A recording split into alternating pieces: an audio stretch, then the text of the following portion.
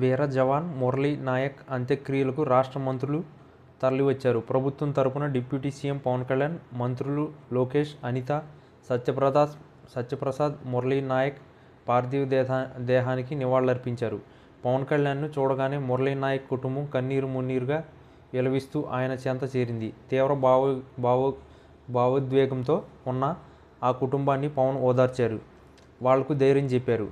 ఈ క్రమంలో పవన్ కూడా కన్నీళ్లు పెట్టుకోవడం అక్కడి వారిని కలిచివేసింది.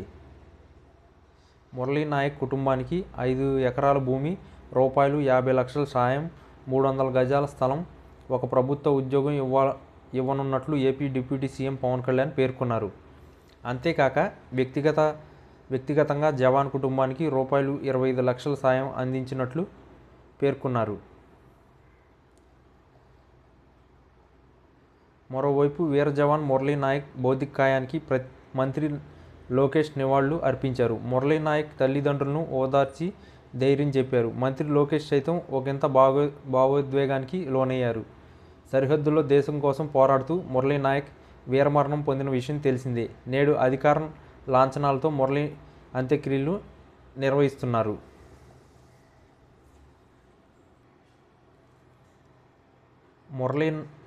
మురళీ నాయక్ భౌతికకాయం తరలించే సమయంలో రాష్ట్రం మొత్తం శోక సముద్రంలో మునిగిపోయింది.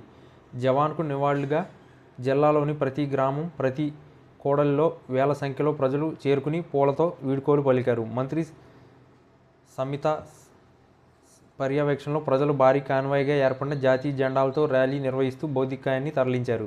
దీంతో బెంగళూరు నుంచి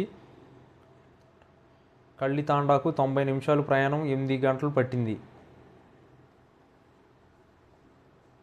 మరోవైపు మురళీ నాయక్ భౌతికకాయానికి వైసీపీ నేతలు పుష్పశ్రీ చరణ్, తోపుదుర్తి ప్రకాష్ రెడ్డి నివాళులర్పించారు. కుటుంబ సభ్యులను ఓదార్చారు. పార్టీ అండగా ఉంటుందన్నారు. ఈ నెల 13న వైఎస్ జగన్ కళ్ళితాండకు వచ్చి మురళీ నాయక్ కుటుంబాన్ని పరామర్శిస్తారని చెప్పారు.